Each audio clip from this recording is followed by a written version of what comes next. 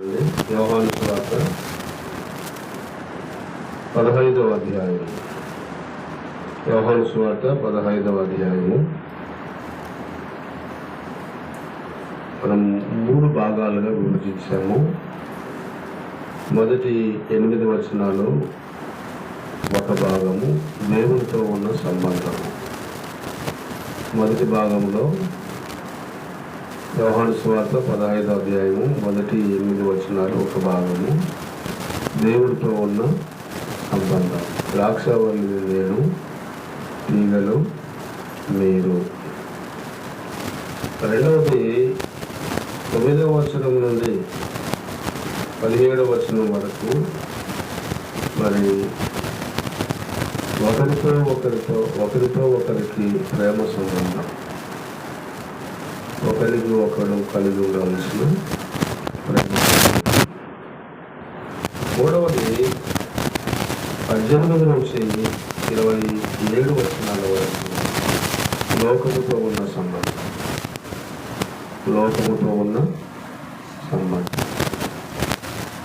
ఈ 3 భాగాలలో 3 key points కూడా చెప్పాను నేను గతంలో. ఏంటివి ఆ కీ పాయింట్స్ ఏంటివి అంటే, మొదటి భాగానికి దేవునితో ఉన్న సంబంధము, దానికి 8వ వచనం చూపించాను. మీరు బహుగా ఫలించుట వలన నా తండ్రి మహిమపరచబడును, దాని వలన మీరు నా శిష్యులై ఉందురు. మొదటి భాగంలో మనం ఫలించటం వలన శిష్యులుగా ఉంటాము.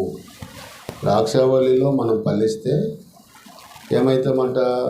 దేవునికి శిష్యులం అవుతామని చెప్పబడింది. రెండవ భాగంలో ఒకరితో ఒకరికి ఉన్న ప్రేమ సంబంధంలో అలా మనం ఒకరికి ఒకడు ప్రేమ కలిగిన వారమైతే, లేక దేవుడు చెప్పిన వాటన్నిటిని మనం చేసిన యెడల దేవునికి స్నేహితులమై ఉంటాము అని రాస్తాడు. 13వ వచనము 14వ వచనంలో ఆ మాటలు కనబడతాయి. మనం ఏమవుతామంట? స్నేహితులముగా ఉంటామంట, ఒకరినొకడు ప్రేమించగలిగితే. ఒకటేమో మొదటి భాగంలోనేమో శిష్యులమవుతాము. శిష్యులు అంటే గురువు, శిష్యుడు. గురువు పై స్థాయిలో ఉంటాడు, శిష్యుడు కింది స్థాయిలో ఉంటాడు. యజమానుడు దాసుడు, టీచరు పిల్లలు అన్నట్టుగా, అప్ అండ్ డౌన్, పెద్ద చిన్న అన్నట్టుగా. అయితే రెండవ భాగంలో మీరు ఒకరితో ఒకడు ప్రేమ కలిగి ఉంటే నా స్నేహితులై ఉంటారంటే, స్నేహితుల్లో భేదం ఉండదు, హెచ్చు తగ్గులు ఉండదు, ఒకే భేదం ఉంటుంది, ఒకటే సమానము అని ఉంటుంది. మూడో భాగంలో కీ పాయింట్ ఏంటిదంటే 26, 27 వచనంలో దేవునితో ఉన్న సంబంధంలో లోకంతో ఉన్న సంబంధం. మూడో భాగంలో లోకంతో మనకున్న సంబంధంలో ఏమనుంది? మీరు మొదటి నుండి నా యుద్ధ ఉన్నవారు కనుక మీరు నాకు సాక్ష్యమిత్తులు అంటారు. అంటే లోకంతో ఉన్న సంబంధము అంటే అర్థం ఏంటిదంటే, మనము లోకానికి మనము సాక్ష్యం ఇస్తాము యేసుక్రీస్తుల గురించి అని దాని అర్థం. లోకముతో ఉన్న సంబంధము అంటే ఇది 3 కీ పాయింట్స్. అంటే సాక్ష్యము, మనం ఫలిస్తూ ఉన్నప్పుడు, దేవుడితో స్నేహం ఎక్కువైతున్నప్పుడు మనల్ని దేవుడు లోకానికి సాక్ష్యం ఇవ్వడానికి వాడుకుంటాడు అనేది దీని భావన. ఇది మీరు మనసులో పెట్టాలి. ఈ 15వ అధ్యాయంలో నేను ఈ యోహాను సువార్తను కూడా మీకు వివరించినప్పుడు ఏం చెప్పానంటే, 1వ అధ్యాయం నుండి 12వ అధ్యాయం వరకు దాదాపు 33 సంవత్సరాల చరిత్ర ఉంది. 13వ అధ్యాయం నుంచి 16 అధ్యాయాల వరకు మేడగదిలో యేసు ప్రభువు శిష్యులతో మాట్లాడినటువంటి మాటలు. ఎక్కడి నుంచి ఎక్కడి వరకు? యోహాను సువార్త 13వ అధ్యాయం నుంచి యోహాను సువార్త 16 అధ్యాయాల వరకు ఈ 4 అధ్యాయాలు ప్రభువైన యేసుక్రీస్తు వారు మేడగదిలో తన శిష్యులతో చివరి పస్కా మరి ఆచరిస్తున్నప్పుడు పలికిన మాటలు తన శిష్యులతో. బేస్తవారం నాడు పస్కాను భోజించినారు. శుక్రవారం రోజు ఆయన శిలువ వేయబడినాడు. అంటే చివరి మాటలు శిష్యులకు చెప్పిన మాటలు ఇవి అన్నమాట. మీరు మనసులో పెట్టాలంటే మంచిది. రెండవ భాగంలో మనం గత 3 రోజుల నుంచి 3 వారాల నుంచి మనము ప్రసంగాలు వింటూ వస్తున్నాం. 9వ వచనాన్ని మనం అంతకు ముందు వారంలో విన్నాము. ఏమని? తండ్రి నన్ను ఎలాగూ ప్రేమించనో నేనును మిమ్మల్ని అలాగూ ప్రేమించి తిని నా ప్రేమ యందు నిలిచి ఉండండి అన్నాడు. ఆ వచనాన్ని మనము పూర్తిగా స్టడీ చేసినాం. తండ్రి యేసుక్రీస్తును ప్రేమించాడంట. దానికి 3 కారణాలు చూపించినాను. నేను కూడా శిష్యులారా మిమ్మును ప్రేమించి తిని అంటాడు. అంటే యేసుక్రీస్తు శిష్యులను మనల్ని ప్రేమించినాడు అంటాడు. అంటే మనల్ని ప్రేమించడానికి ఆయనకు మనలో ఉన్న కారణాలు ఏంటివి? ఆయన మనల్ని ప్రేమించడానికి మనం ఎలాంటి వారం ఏంటి ప్రేమించినాడు, ఆయన ఎంత ప్రేమించినాడు అది మనం ధ్యానించాము. కాబట్టి నా ప్రేమలో నిలిచి ఉండండి అని ఆయన చెప్పాడు. ఇది మొదటిగా మనం చూసాం. తర్వాత 11వ వచనాన్ని ధ్యానం చేశాం. 11వ వచనంలో ఏముంది? పోయిన వారం మీ యందు నా సంతోషం ఉండవలననియు మీ సంతోషము పరిపూర్ణము కావాలననియు ఈ సంగతులు మీతో చెప్పుచున్నాను అన్నాడు. మీ యందు నా సంతోషము ఉండవలనని మీ సంతోషం పరిపూర్ణము కావాలనని అన్నమాట. ఇది పోయిన వారంలో కూడా వీడియో తీసినారు, అది అప్లోడ్ చేసినాడు సంబాబు. ఎవరి యందు మీ సంతోషము దేవు అనే పాయింట్ పెట్టి ఎడిటింగ్ పెట్టి డౌన్లోడ్ చేసినట్టుగా ఉంది. నేను కూడా విన్నాను. ఇక్కడ రెండవ పాయింట్ ఏంటంటే మీ యందు నా సంతోషము ఉండవలనని. దేవుని సంతోషము మనలో ఉండాలంటే మనము ఏ విధంగా ఉన్నాము అనేది, ఎలా జీవిస్తే దేవుడు మనలో సంతోషపడతాడు అనేది ఒక ప్రశ్న వేసుకొని మనం 4-5 పాయింట్లు ధ్యానం చేసిపోయిన వారు. ఇది మీకు మళ్ళీ అర్థం కావడానికి రిపీట్ చేస్తున్నాను. ఈరోజు మన ధ్యానం ఏంటిదంటే 16వ వచనం. ఈరోజు మన ధ్యానము 16వ వచనం. దయచేసి మీరు చూడండి, అందరూ ఒకసారి చూడండి. పెన్ను పేపర్ ఉంటే రాసుకోండి. రికార్డ్ అవుతుంది కాబట్టి తర్వాత మీరు డౌన్లోడ్ చేసుకొని వినవచ్చు. 16వ వచనం చూడండి. మీరు నన్ను ఏర్పరచుకొనలేదు, మీరు నా పేరిట తండ్రిని ఏమి అడుగుదురో అది ఆయన మీకు అనుగ్రహించినట్లు మీరు వెళ్ళి ఫలించుటకును మీ ఫలము నిలిచినుటకును నేను మిమ్మును ఏర్పరచుకొని నియమించి తిని అన్నాడు. ఈ పాయింట్ మీరు అండర్లైన్ చేయాలి. నేను మిమ్మును ఏర్పరచుకొని నియమించి తిని. ఇది మన అంశం. మీరు నన్ను ఏర్పరచుకొనలేదు అని స్టార్ట్ చేసినాడు అక్కడ స్టార్టింగ్లో. తర్వాత ఏమన్నాడు? కింద ఏమన్నాడు? నేను మిమ్మును ఏర్పరచుకొని నియమించితే. మీరు నన్ను ఏర్పరచుకొనలేదు, నేనే మిమ్మును ఏర్పరచుకొని నియమించి తిని అన్నాడు. అయ్యా వినాలి, వాక్యం వినాలి.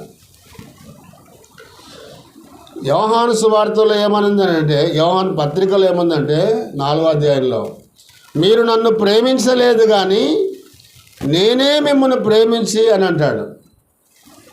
చూడండి, మీరు మొదట నన్ను ప్రేమించలేదు, నేనే మొదట మిమ్మల్ని ప్రేమించి తినని అని ఉంది బైబిల్లో. యోహాను మొదటి పత్రిక 4వ అధ్యాయంలో. తర్వాత ఇంకొక మాట కూడా ఉంది. మీరు నన్ను వెదకలేదు కానీ నేనే మిమ్మల్ని వెతుకుతూ ఈ లోకానికి వచ్చాను అంటాడు. ఆదాము తప్పిపోయినప్పుడు ఆదామా అని ఎవరు వెతుక్కుంటూ పోయినారు? దేవుడే వెతికినాడు. మీరు వినండి, మనుషులు దేవుణ్ణి వెతకటం మతమవుతుంది, దేవుడు మనల్ని వెతుకుతూ వచ్చినాడంటే అదే సువార్త అవుతుంది. మీరు బాగా గమనించాలి. ఈ రోజులు మనుషులు దేవుణ్ణి వెతుకుతున్నారు, అందుకని అనేక మతాలు పుట్టుకొచ్చినాయి. కానీ దేవుడు అలా కాదు. దేవుడే మనల్ని వెతికి రక్షించడానికి లోకానికి వచ్చాడు.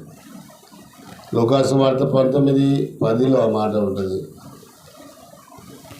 నశించిన దానిని వెతికి రక్షించుటకు ఆయన మనిషి కుమారుడు అన్నాడు. ఇవి కొన్ని మాటలు. మొదట మనం ప్రేమించలేదు, మొదట మనం వెతకలేదు. ఇక్కడేమన్నాడు?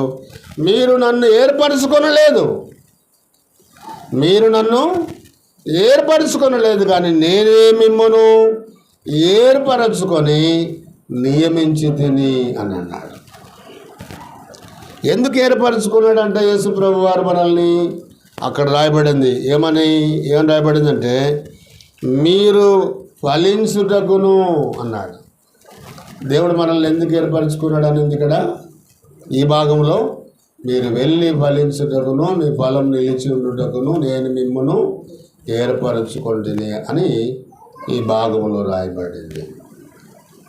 మన అంశం ఏంటిదంటే దేవుని ఏర్పాటు. బాగా వినాల, వాక్యం వినాల. దేవుని ఏర్పాటు. నేను మిమ్మను ఏర్పరచుకుంటుని అన్నాడు. అయ్యా కొన్ని ప్రశ్నలు రాసుకోండి. దేవుడు మనల్ని ఎప్పుడు ఏర్పరచుకున్నాడు? 1. 2, మనము ఏమై ఉండగా ఆయన ఏర్పరచుకున్నాడు. 3, మనము ఎక్కడ ఉంటే ఆయన మనల్ని ఏర్పరచుకున్నాడు. 4, ఎందుకు ఆయన మనల్ని ఏర్పరచుకున్నాడు? ఎందుకు మనల్ని ఆయన ఏర్పరచుకున్నాడు? వీటన్నిటి 4 మాటలు వివరించడానికి నాకు సమయం అంతగా ఉండదు, కానీ ఎందుకు మనల్ని ఏర్పరచుకున్నాడో దాంట్లో నేను ఒక 4 విషయాలు చెప్తా. ముందు మాటల్లో కూడా నేను ఒక్కొక్క వచనాన్ని చూపించి దాటిపోతా. చూడండి, దేవుడు మనల్ని ఎందుకు ఏర్పరచుకున్నాడు? దేవుడు మనల్ని నేను మిమ్మల్ని ఏర్పరచుకొని నియమించి తినన్నాడు. మొదటిది ఏంటంటే దేవుడు మనల్ని ఎప్పుడు ఏర్పరచుకున్నాడు అంటే ఒక రెఫరెన్స్ కోట్ చేయండి. ఎఫెసీయులకు రాసిన పత్రిక ఒక రెఫరెన్స్ కోట్ చేయండి చాలు. 4 నుంచి 6 వచనాలు ఉంటాయి. 6వ వచనం చివరిలో చూడండి, జగత్తు పునాది వేయబడక మునిపే అని ఉంటుంది. జగత్తు పునాది వేయబడక మునిపే ఆయన క్రీస్తులో మనలను ఏర్పరచుకొనెను అని ఉంటుంది. అక్కడ లాస్ట్కు చూడాలి మీరు. 4, 6 వచనాలు కలిసి ఉంటాయి ఎఫెసీ పత్రికలో. లాస్ట్ లైన్లో ఉంటుంది, జగత్తు పునాది వేయబడక మునిపే ప్రేమ చేత ఆయన క్రీస్తులో మనలను ఏర్పరచుకున్నాడు. నీ ఏర్పాటు నా ఏర్పాటు ఇప్పుడుది కాదు అయ్యా. జగత్తుకు పునాది వేయబడక మునిపే నువ్వు క్రీస్తులో ఏర్పాటు చేయబడిన వాడవు. ఇది గమనించాలా. అందుకే ఈరోజు సంఘంలో నువ్వు కూర్చున్నావు. నీ ఏర్పాటు ఎప్పటిది కాదు, జగత్తు పునాది వేయబడక మునిపే. ఇది మనము బాగా గమనించాలి. తర్వాత ఈ 2వ మాట కూడా చూద్దాం. మనము ఏమై ఉండగా యేసు ప్రభు దేవుడు మనల్ని ఏర్పాటు చేసుకున్నాడు. మనము ఏమై ఉండగా దేవుడు ఏర్పాటు చేసుకున్నాడు అని అంటే ఒక 2 రెఫరెన్సులు చూడండి. ద్వితీయోపదేశ కాండం 7వ అధ్యాయం 7వ వచనం నేను చదువుతా చూడండి. మీరు లేక 6వ వచనం చదువుతా. నీవు నీ దేవుడైన యెహోవాకు ప్రతిష్ఠిత జనము, నీ దేవుడైన యెహోవా భూమి మీద ఉన్న సమస్త జనముల కంటే నిన్ను ఎక్కువగా ఎంచి నిన్ను తనకు స్వకీయ జనముగా ఏర్పరచుకొనెను. మీరు సర్వజనముల కంటే విస్తార జనమని యెహోవా మిమ్మును ప్రేమించి మిమ్మును ఏర్పరచుకొనలేదు, కానీ సమస్త జనము కంటే మీరు లెక్కకు తక్కువ వారే. అదనమాట. మనం ఏమై ఉన్నాము, ఏమై ఉండగా దేవుడు ఏర్పరచుకున్నాడు అని అంటే మనం ఏదో గొప్పవారమని కాదు. ఇక్కడ సమస్త జనము కంటే మనము చాలా తక్కువ వారము. దేవుడు తక్కువ వారమైన మనలను ఆయన ఏర్పాటు చేసుకున్నాడు. అది ఆయన ప్రేమ. ఇంకొక మాట చూడండి, కొరింథీయులకు రాసిన పత్రిక, మొదటి కొరింథీ పత్రిక, మన ఏర్పాటు మనం ఏమై ఉండగా ఏర్పరచుకున్నాడో చూడండి. మొదటి అధ్యాయం 26వ వచనం, సహోదరులారా మిమ్మల్ని పిలిచిన పిలుపును చూడుడి, మీరు లోకరీతిని జ్ఞానులైనను ఘనులైనను గొప్ప వంశం వారైనను అనేకులు పిలువబడలేదు, కానీ ఏ శరీరం దేవుని ఎదుట అతిశయింపకూడనట్లు జ్ఞానులను సిగ్గుపరచుటకు లోకములో నుండి వేరే వారిని దేవుడు ఏర్పరచుకున్నాడు.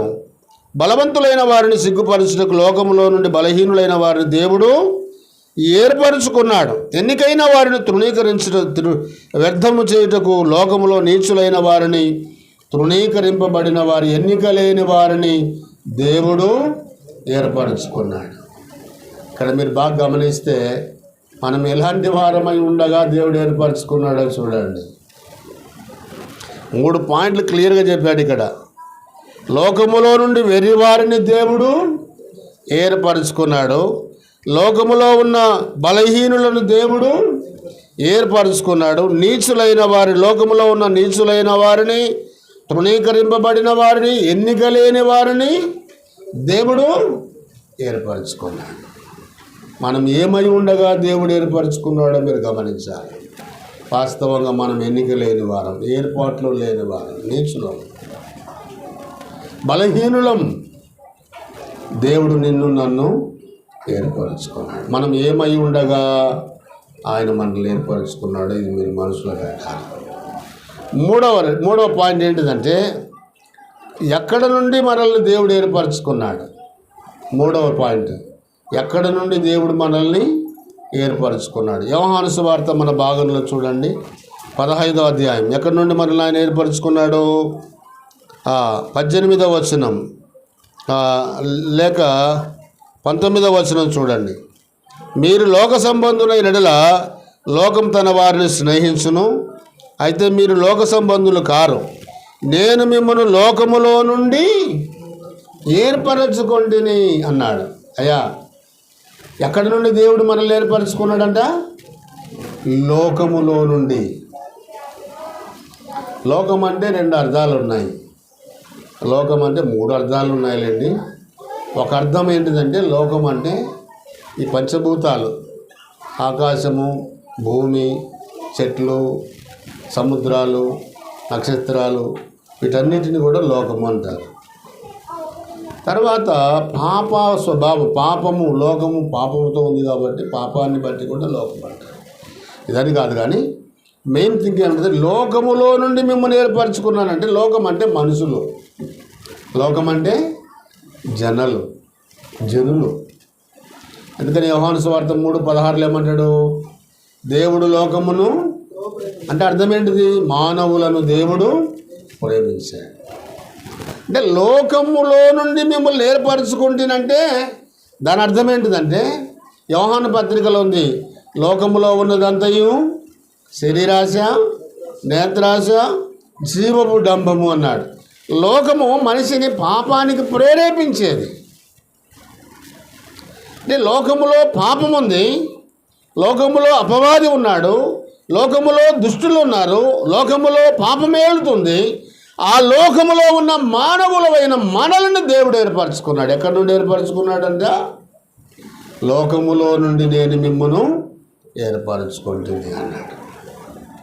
ఇప్పుడు 3 మాటలు నేను గుర్తు చేస్తా. ఒకటి, దేవుడు ఎప్పుడు ఏర్పరచుకున్నాడు మనల్ని చెప్పాలా? జగత్తు పునాది వేయబడక మునిపే.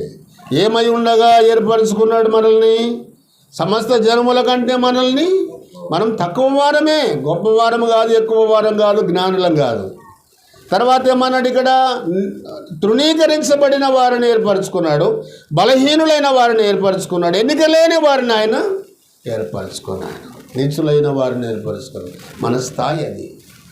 మనం ఏమై ఉండగా అంటే అర్థం అదే. ఈరోజు పరిశుద్ధులతో కలిసి పరిశుద్ధుని ఆరాధించే ఈ భాగ్యం వచ్చిందనంటే మనమేం గొప్పవారం కాదు, ఎన్నిక లేని వారం, తృణీకరించబడిన వారం, బలహీనులం, నీచులం. ఇది ఆయన ప్రేమ. ఏమై ఉండగా ఆయన మనల్ని ఏర్పరచుకున్నాడు. మూడవది, ఎక్కడ నుండి ఆయన మనల్ని ఏర్పరచుకున్నాడు? యోహాను సువార్త 15:19 ప్రకారం లోకములో నుండి మనలను ఆయన ఏర్పరచుకున్నాడు. ఇప్పుడు మనం లోక సంబంధులము కాదు, దేవుని సంబంధులు. ఈ సత్యాన్ని మీరు మనసులో పెట్టాలి. ఇప్పుడు ఆ చివరి మాట 4వ పాయింట్ చెప్పి నేను ముగిస్తా. 4వ పాయింట్లో ఏదంటే ఎందుకు దేవుడు మనల్ని ఏర్పరచుకున్నాడు. ఇది కీ పాయింట్. ఇందులో నుంచి 4 విషయాలు నేను చెప్తాను. ఒక్కొక్క విషయాన్ని వివరించడానికి సమయం చాలదు, కానీ ఒక అవుట్లైన్గా మనం 10కి ముగించాలా. మళ్ళీ 10:30 నుంచి కల్లూరులో ఉంటుంది. కాబట్టి ఇక్కడ దేవుడు మనల్ని ఎందుకు ఏర్పరచుకున్నాడు? అయ్యా, దేవుడు మనల్ని ఎందుకు ఏర్పరచుకున్నాడో ఒక 4 విషయాలు నేను చెప్తా, వివరించకుండా చూడండి. 2వ తెస్సలోనికైలకు రాసిన పత్రిక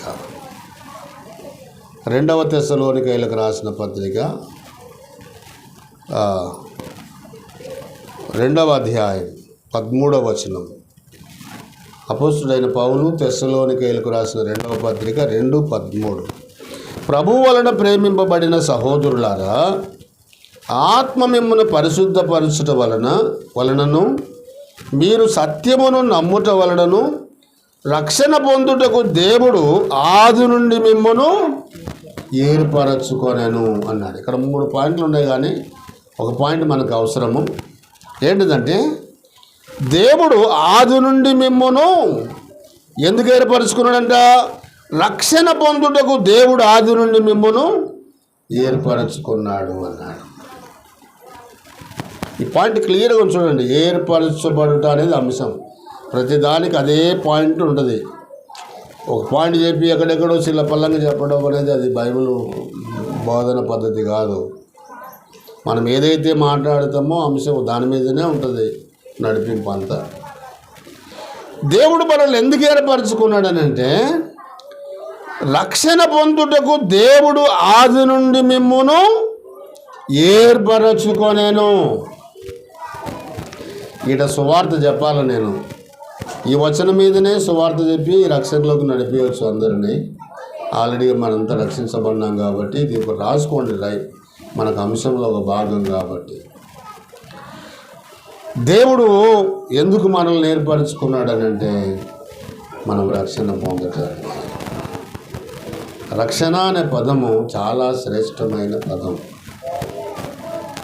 రక్షణలో 3 భాగాలు ఉన్నాయి. త్రికాలానికి సంబంధించినది ఈ రక్షణ. ప్రియులారా, ఎప్పుడైనా దీన్ని మనం ధ్యానం చేద్దాం. దేవుడు ఎందుకు ఏర్పరచుకున్నాడు అంటే ఇప్పుడు చెప్పండి. రక్షణ పొందుటకే దేవుడు ఏర్పరచుకొని రక్షకుణ్ణి లోకానికి పంపించాడు. ఒక విధంగా చెప్పాలంటే రక్షకుణ్ణి కాదు, కానీ రక్షణనే లోకానికి పంపించాడు. రక్షణనే లోకానికి పంపించాడు. ఎందుకు? పాపులను రక్షించడానికి రక్షకుడు లోకంలోనికి వచ్చాడు. సుమయోను యేసు ప్రభుని ఎత్తుకొని ఏమని చెప్పినాడు? నీవు సకల ప్రజల ఎదుట నీవు సిద్ధపరిచిన రక్షణ నేను కనులారా. సుమయోని బాలుడైన శిశువు అయిన యేసుని చేతుల మీదకి ఎత్తుకొని అంటే ఏమన్నాడు? యేసు ప్రభు బాలుడుగా ఉన్నాడు, శిశువుగా ఉన్నాడు. నీ రక్షణ నేను కనులారా. అంటే యేసు ప్రభువుని చూసినాడా, రక్షణను చూసినాడు ఆయన? అదనమాట. బాగా వినాలి. కాబట్టి రక్షకుడు లోకానికి వచ్చింది మనల్ని రక్షించడానికి. మనల్ని దేవుడు ఏర్పరచుకున్నది మనం రక్షించబడడానికి. ఇది మొదటి పాయింట్. రెండవది చూడండి. 2వ పాయింట్ మనం ధ్యానం చేద్దాం. దేవుడు మనల్ని ఎందుకు ఏర్పరచుకున్నాడు? 2వ తలంపు మీరు బైబిల్లో నుంచి నేను ఒక 4 విషయాలు చెప్తానన్నాను కదా. ఎఫెసీ పత్రిక చూడండి. ఎఫెసీ పత్రిక 1వ అధ్యాయం మనం చదివిన భాగంలోనే ఉంటుంది. 1వ అధ్యాయం 4 నుంచి 6 వచనాలలో అక్కడ నేను మధ్యలో చదువుతా, మీరు గమనించండి. యేసుక్రీస్తు ద్వారా తనకు కుమారులుగా స్వీకరించుటకై మనల్ని ముందుగా తన కోసము నిర్ణయించుకొని మనము తన ఎదుట, ఇక్కడ నుంచి మీరు రాసుకోవాలి, మనము తన ఎదుట పరిశుద్ధులమును నిర్దోషులమునై ఉండవలనని ప్రేమ చేత ఆయన క్రీస్తులో మనలను ఏర్పరచుకున్నాడు. ఇక్కడ ఈ పాయింట్ రాయాలి మీరు. ఎందుకు ఏర్పరచుకున్నాడంటే మనల్ని, మనము తన ఎదుట పరిశుద్ధులమును నిర్దోషులమునై ఉండవలనని దేవుడు మనల్ని ప్రేమ చేత ఏర్పరచుకున్నాడు. ఈ పాయింట్ మీరు అండర్లైన్ చేయాలి. దేవుడు ఎందుకు ఏర్పరచుకున్నాడయ్యా? ఒకటి, రక్షణ పొందుటకు.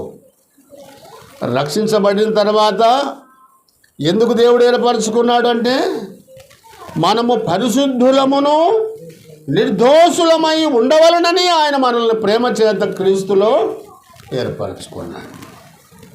మనం రక్షించబడిన తర్వాత ఎక్కడికి వస్తాము? సంఘములోనికి వస్తాము. లోకములో ఉన్న మనం ఎక్కడికి వస్తాము? జీవము గల దేవుని సంఘములోనికి వస్తాము. అందుకనే 1 కొరింథీ పత్రిక 1వ అధ్యాయం చూడండి, ఒక వచనం. 1 కొరింథీ పత్రిక 1వ అధ్యాయం 2వ వచనం నేను చదువుతా చూడండి. కొరింథీలోనున్న దేవుని సంఘమునకు, అనగా క్రీస్తు యేసునందు పరిశుద్ధపరచబడిన వారై పరిశుద్ధులుగా ఉండుటకు పిలువబడిన వారు అన్నాడు.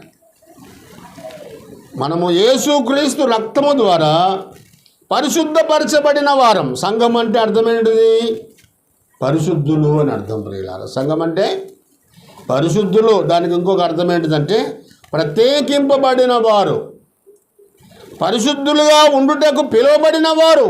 అంటే అర్థం ఏంటిదంటే ప్రభు వచ్చే వరకు మనం పరిశుద్ధులముగా నిర్దోషులముగా ఉండాలని పిలువబడినామంట. ఒకటి, పరిశుద్ధపరచబడినాము. రెండవది, పరిశుద్ధులుగా ఉండడానికి, జీవితకాలం అంతా ఉండడానికి పిలువబడినాము. మన వాళ్ళు ఏం చేస్తారు? ఒకసారి బాప్తిసం తీసుకుంటే నేను రక్షణ పొందినానని చెప్పి చర్చికే పోరు, ఆరాధనకే పోరు. అది కరెక్ట్ కాదు. యేసుక్రీస్తు ద్వారా పరిశుద్ధపరచబడినాము ఆయన రక్తం ద్వారా. తర్వాత జీవితకాలం అంతా పరిశుద్ధముగా నిర్దోషులముగా ఉండడానికి మనం పిలువబడినాం. ఇది రెండవది. కాబట్టి దేవుడు మనల్ని ఎందుకు ఏర్పరచుకున్నాడు ఇప్పుడు చెప్పండి? మనము పరిశుద్ధులమును నిర్దోషులమునై ఉండవలనని ఆయన మనల్ని ఏర్పరచుకున్నాడు. ఇది మీరు బాగా గమనించాలి. మూడవది చూడండి. మూడవది పాత నిబంధనలోనికి రండి. 1వ దినవృత్తాంతము 2వ దినవృత్తాంతములు 29:11 వచనం. 2వ దినవృత్తాంతములు 29:11 వచనం నేను చదువుతా చూడండి. నా కుమారులారా, నా మనసులో అభిలాష పుట్టెను. నా కుమారులారా, తనకు పరిచారకులై ఉండి, ఇక్కడ చూడండి, నా కుమారులారా నాకు పరిచారకులై ఉండి ధూపము వేయుటకును తన సన్నిధిని నిలుచుటకును తనకు పరిచర్య చేయుటకును యెహోవా మిమ్మును ఏర్పరచుకొనెను గనక మీరు అశ్రద్ధ చేయకుడి. దేవుడు మనల్ని ఎందుకు ఏర్పరచుకున్నాడంటే, ఇక్కడ తనకు ధూపం పరిచారకులై ఉండి ధూపం వేయుచుటకును తన సన్నిధిని నిలుచుటకును, ఈ పాయింట్ పట్టుకోండి, తనకు పరిచర్య చేయుటకును యెహోవా మిమ్మును ఏర్పరచుకున్నాడు. మూడవది ఎందుకు ఏర్పరచుకున్నాడంటే మనల్ని పరిచర్య చేయటానికి, బోధ చేయటానికి కాదు. బోధకులకు బాధలు ఎక్కువ ఉంటాయి, రెండంతల తీర్పు ఉంటుంది. చాలామంది ప్రసంగ పీఠాన్ని కోరుకోకూడదు. ఈడ నిలబడే వారికి రెండంతల తీర్పు ఉంటుంది. మైకుకు అలవాటు పడకూడదు. ఎంత ఉన్నా పరిచర్య చేయటానికి అలవాటు పడాలా. యేసు ప్రభు గురించి ఒక మాట ఉంది, ఆయన పరిచర్య చేయించుకొనుటకు రాలేదు కానీ పరిచర్య చేయుటకును అనేకులకు ప్రతిగా విమోచన క్రయధనముగా తన ప్రాణం పెట్టుటకు వచ్చాడు. పరిచర్య చేయాలి. వాస్తవంగా కల్మషము లేనిది ఏంటిదంటే పరిచర్యనే. బోధల కల్మశాలు ఉంటాయి. కలిపి చెరిపి బోధ చెప్పవచ్చు కొన్నిసార్లు, తెలియకుండా తప్పులు చెప్పవచ్చు కొన్నిసార్లు. శిక్ష ఉంది, కానీ శిక్ష లేనిది, కల్మషం లేనిది ఏంటిదంటే పరిచర్య.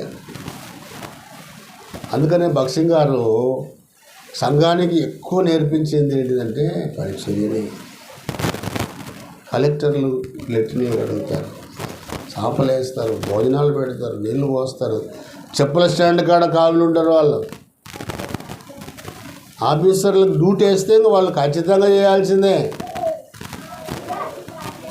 మనం అట్లా కాదు, అన్న ఈరోజు పోయి మందిరం పోయి చేపలేసి కసువులు కొట్టి చేపలేసి మైకి పెట్టి కనిపెట్టుకొని ఉండను అంటే, లేదు సార్ నాకు రావడం ప్లాన్ లేట్ అవుతుంది సార్, మార్కెట్కి పోవాలా, కూరగాయలు తేవాలా, అది తేవాలా, ఇది తేవాలా, వచ్చేలోపుగా నాకు చాలా టైం అవుతుంది సార్, నాకు వీలు కాదు సార్. సేవకుడు చెబితే మన గురించి కాదు, ఎబ్రోను సహవాసం గురించి చెప్తున్నా. సేవకుడు ఆర్డర్ వేసినాడంటే, లిస్టులో పేరు రాసినాడంటే అయిపోయింది అంతే. ఎన్ని పనులైనా సాప చుట్టినట్టు పక్కకు పెట్టాల్సిందే.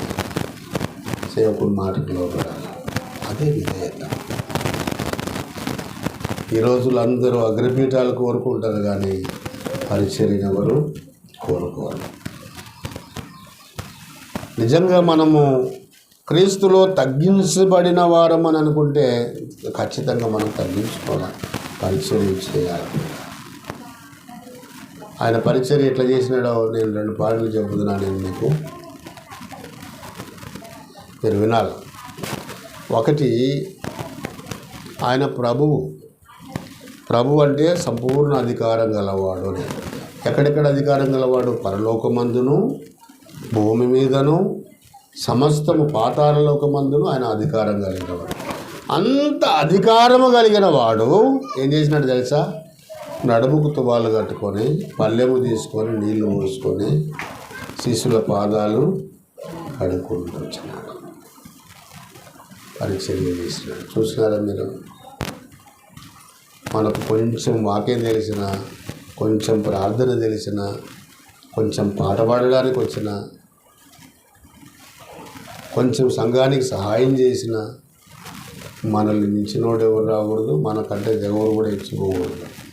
అంత అహంకారం మనకు వస్తుంది. ప్రియులారా, ప్రభు అయిన యేసుక్రీస్తు తనను తాను తగ్గించుకున్నాడు. ఇంకొకసారి కుష్ఠరోగి వచ్చినాడు. ఆయన దగ్గరకు వచ్చి, ప్రభువా నీకు ఇష్టమైతే నన్ను శుద్ధిగా చేయగలను. వాస్తవంగా యూదులు కుష్ఠరోగులని శాపగ్రస్తులని భావించి పాలెం వెలుపలే పంపిస్తారు. యూదుల కంట కనబడకూడదు వాళ్ళు. ఎవరు? కుష్ఠరోగులు. వారు ఊరి బయట పాలెం వెలుపల ఉంటారు. కానీ యేసు ప్రభు దగ్గరికి వచ్చి, ప్రభువా నీకు ఇష్టమైతే నన్ను శుద్ధునిగా చేయగలవు అంటే, యేసు ప్రభు ఏం చేసినాడు? నువ్వు వంటరాని వానివి, శాపగ్రస్తునివి అని చెప్పి తృణీకరించలేదు ఆయన. నాకు ఇష్టమే, నువ్వు శుద్ధుడను కమ్మని చెప్పి వారిని ముట్టి అని ఉంది చూడండి. ఎవరిని ముట్టి? కుష్ఠరోగిని ముట్టి. మనకు సరిపోనుడు ఆడ కనపడితేనే ఇక్కడ ముఖం తిప్పించుకొని పోతాం మనం. మన స్వభావం అది. కానీ యేసుప్రభు అలా కాదు. శాపగ్రస్తుడని తెలిసినా కూడా, తప్పులు తెలిసినా కూడా, రోగం తెలిసినా కూడా ముఖం తప్పించేవాడు కాదు. అని చాలా తప్పించేవాడు. ఆయన ముట్టి అంటే అదే పరిచర్య. ముట్టి ఆ స్వభావం మనలో రావాలి. తగ్గింపు ఉన్నప్పుడే మనం పరిచర్య చేయడానికి అవకాశం ఉంది. నేను కొత్తగా వచ్చిన దినాలలో ఇంకా సేవకు ఇంకా పిలువబడలేకుండా ఉన్నప్పుడే నేను ఒకరికి అవకాశం ఇచ్చేవాడిని కాదు పరిచర్య చేయడానికి. ఇంకొకటి చేస్తే నాకేం ఆశీర్వాదం వస్తుంది అనుకునే వ్యక్తి నేను. తెల్లవారుజామున 5కే వెళ్ళి బోరింగ్ నీళ్ళు కొట్టుకొచ్చుకొని బండలు దూర్చి చేపలేసి 7 కల్లా రెడీ చేసి ఇంటికి పోయేవాడిని. నేను ఎప్పుడు చేస్తుంటేనో ఎప్పుడు ఎవరు తెలియదు పరిచర్య. ఒకరోజు, ఒక వారం, 2 వారాలు కాదు, దేవుని సేవకు పిలువబడేంత వరకు చేసిన పరిచర్య. సేవకులను సైకిల్ మీద తొక్కుని సువార్తకు వెళ్ళినాను. సేవకుల బట్టలు ఉతికినాను, సేవకులకు పై రుద్దినాను. నతానేలు అనే ఒక దైవజనుడు వస్తుండే వృద్ధికి. చాలామంది వృద్ధులు వచ్చేవారు సేవకులు. వాళ్ళ దగ్గర పండుకునేవాడిని, వాళ్ళ మాటలు వినేవాళ్ళని, వాళ్ళ బట్టలు ఉతికేవాడిని. పరిచర్య ఆ రోజుల్లో ఆ పరిచర్య చేసినాను కాబట్టి ఈ రోజుల్లో సేవలో నేను నిలిచి ఉన్నాను. మనం ఎంత ప్రభువులో తగ్గించుకొని పరిచర్య చేస్తామో అంతగా దేవుని చేత కూడా. 4వది, ఎందుకు ఆయన మనల్ని ఏర్పరచుకున్నాడంటే పరిచర్య చేయటానికి. ఇది మనసులో పెట్టండి. 5వది గుర్తు చేస్తా. ఫిలిప్పీ అపోస్తుడైన పేతురు రాసిన మొదటి పత్రిక చూడండి. పాయింట్ చెప్పి నేను ముగిస్తా, టైం అయింది. 10 మొదటి పేతురు పత్రిక చూడండి. 2వ అధ్యాయం. అపోస్తుడైన పేతురు రాసిన మొదటి పత్రిక 2వ అధ్యాయం 9-10 వచనాలు కలిసి ఉంటాయి. 9వ వచనం నేను చదువుతా. అయితే మీరు చీకటిలో నుండి ఆశ్చర్యకరమైన తన వెలుగులోనికి మిమ్మల్ని పిలిచిన వాని గుణాతిశయములను ప్రచురము చేయు నిమిత్తము ఏర్పరచబడిన వంశమును, రాజులైన యాజక సమూహమును, పరిశుద్ధ జనమును, దేవుని సొత్తైన ప్రజలనై ఉండరి. ఇక్కడ ఒక మాట చూడండి. ఏర్పరచబడిన వంశమును. దేవుడు మనల్ని ఎందుకు ఏర్పరచుకున్నాడంట? ఆయన గుణాతిశయములను ప్రచురము చేయు నిమిత్తము ఏర్పరచుకున్నాడని ఇక్కడ ఉంది. అయ్యా, ఎందుకు ఏర్పరచుకున్నాడంట? ఆయన గుణాతిశయములను మనము ప్రచురము చేయాల. ఆయన గుణగణాలను, ఆయన పరిశుద్ధతను, ఆయన మరి జ్ఞానమును, ఆయన దైవత్వమును లోకానికి చాటించడానికి, ఆయన శిలువ సువార్తను ప్రచురించడానికి ఆయన మనల్ని ఏర్పరచుకున్నాడు. చూడండి, ప్రచురము చేయు నిమిత్తము అని అన్నాడు. ఒక మాటలు చెప్పాలంటే నీ దేవుని గురించి నువ్వు ఇతరులకు చెప్పాలి. ఎక్కడో ఒక హోటల్లో భోంచేస్తే అది బాగా కమ్మగా ఉంటే నువ్వేం చెప్తావు తెలుసా? ఆ హోటల్లో చాలా బాగుంది, ఆయన హోటల్ బాగుంది అని చెప్తాం. మరి మనం నమ్ముకున్న మన ప్రభు ఎంత గొప్పవాడు. ఆయన గుణాతిశయాల గురించి ఇతరులకు చెప్పాలనా లేదా? వీధి సువార్త చెప్తే ఇదే చెప్తాను ఎక్కువ శాతం. కామలోభ మోహ మద మత్సరములు లేనివాడు దేవుడు. దేవుడు అంటే పరిశుద్ధుడు.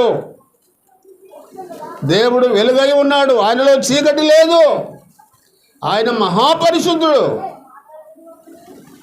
ప్రేమ గలవాడు. ఇవి చాటించాలి లోకానికి. మా దేవుళ్ళు ఇవి లేవే అని వాళ్ళు ఆలోచిస్తారు.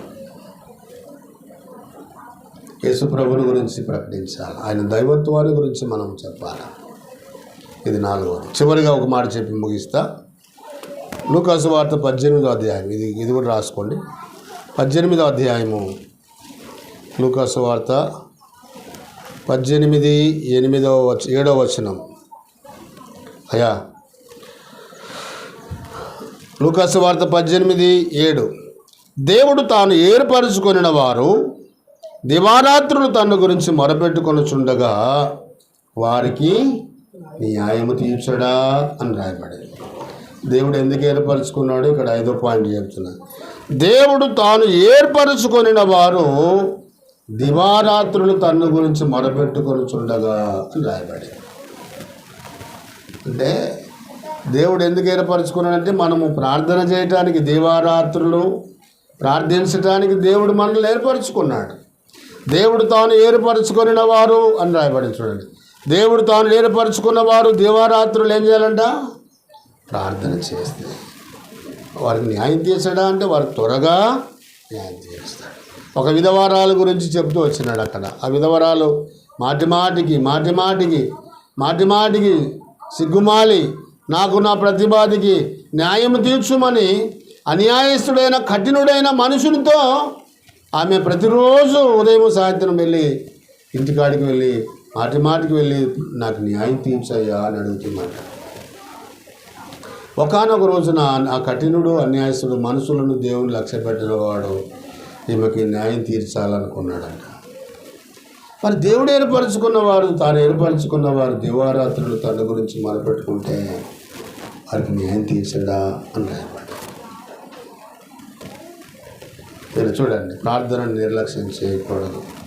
మన కోరికలు తీరాలంటే, మన అవసరాలు తీర్చబడాలంటే, మన కఠిన సమస్యలు వెళ్ళిపోవాలంటే, మన బాధల నుంచి మనం విడుదల పొందాలంటే, కట్ల నుంచి విడిపించబడాలంటే, శోధనల నుండి విడిపించబడాలంటే, అప్పుల నుండి విడిపించబడాలంటే, రకరకాలైన వాటిలో నుంచి విడిపించబడాలంటే మనకు ప్రార్థన ఒకటే శరణం.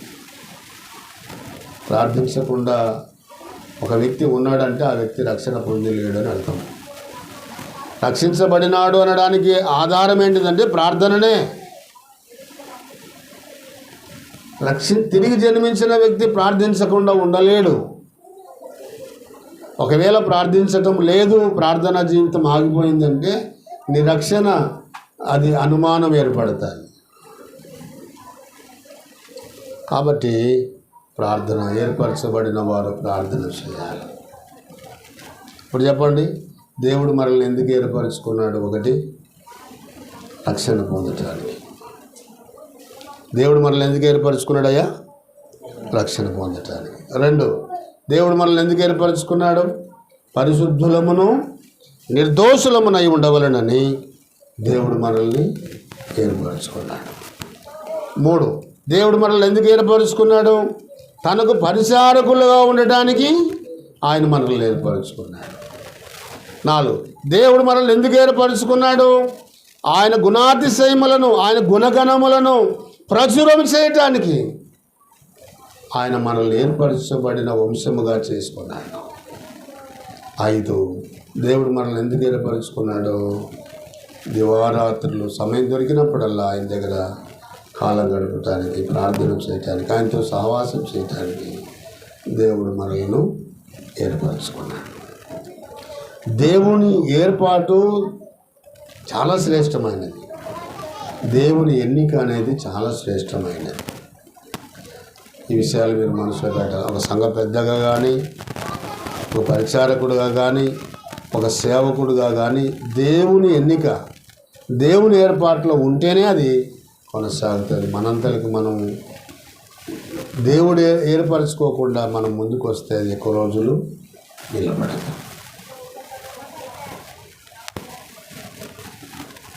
ఏదైనా ఒక ఇంటర్వ్యూకి మనం వెళితే సర్టిఫికెట్లు చేత పట్టుకొని ఇంటర్వ్యూకి పోతే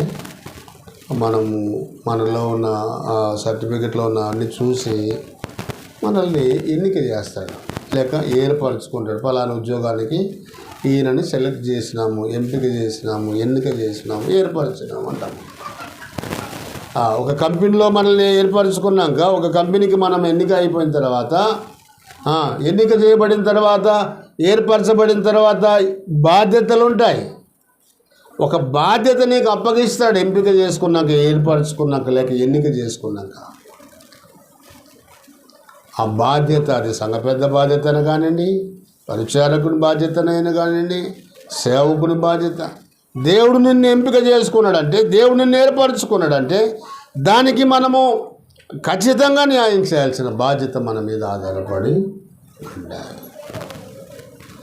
చూడండి, ఇప్పుడు దుఃఖపడాల్సింది ఏంటిదంటే, దేవుడు ఏర్పరచుకోకుండానే చాలామంది నేను రక్షణ పొందినాను ముగిస్తా. దేవుడు రక్షణ కొరకు ఏర్పరచుకోకుండానే రక్షణ పొందినానని చెప్పి సంఘంలో ఉన్నారు చాలామంది. రక్షించబడకుండానే ఉన్నారు చాలామంది. అందుకనే వారు పరిశుద్ధులుగా, నిర్దోషులుగా జీవించలేకపోతారు. అందుకనే వారు పరిచర్య చేయలేకుండా పోతారు. అందుకనే దేవుని గుణాతిశయాలు వారు ప్రచురించలేరు. అందుకనే వారు ప్రార్థనా జీవితాన్ని కొనసాగించలేరు.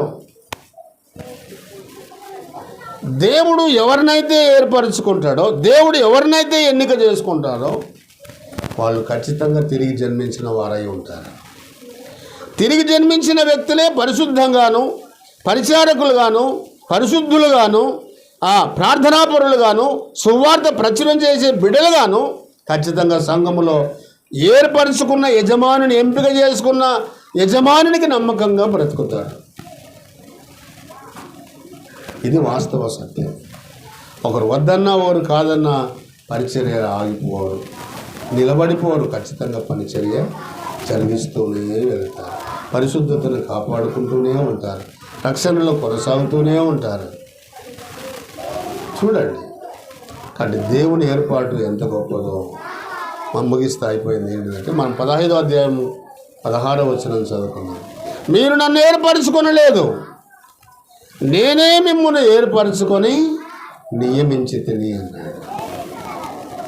దేవుని ఏర్పాటులో నువ్వు ఉన్నావు కాబట్టి నువ్వు రక్షించబడినావు, అది గుర్తుపెట్టాలి. ఏర్పాటులో లేని వారు లోకములో ఉన్నారు, రక్షణకు దూరంగా ఉన్నారు, నరకానికి దగ్గరగా ఉన్నారు. దేవుడు నిన్ను ఏర్పరచుకున్నాడు.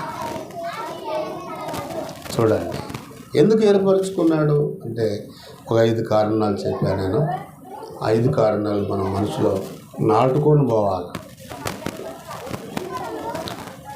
ఎప్పుడు ఏర్పరచుకున్నాడు, ఏమై ఉండగా ఏర్పరచుకున్నాడు, ఎక్కడి నుండి ఏర్పరచుకున్నాడు, అది నేను ఒక్కొక్క పాయింట్ చూపించాను. ఎందుకు ఏర్పరచుకున్నాడు అనేది చాలా ప్రాముఖ్యమైన అంశం. ఇది మన హృదయంలో భద్రం చేసుకొని వాటి ప్రకారంగా జీవించుకున్నాడు. దేవుడు తన మాటలు దీవించుకున్నాడు.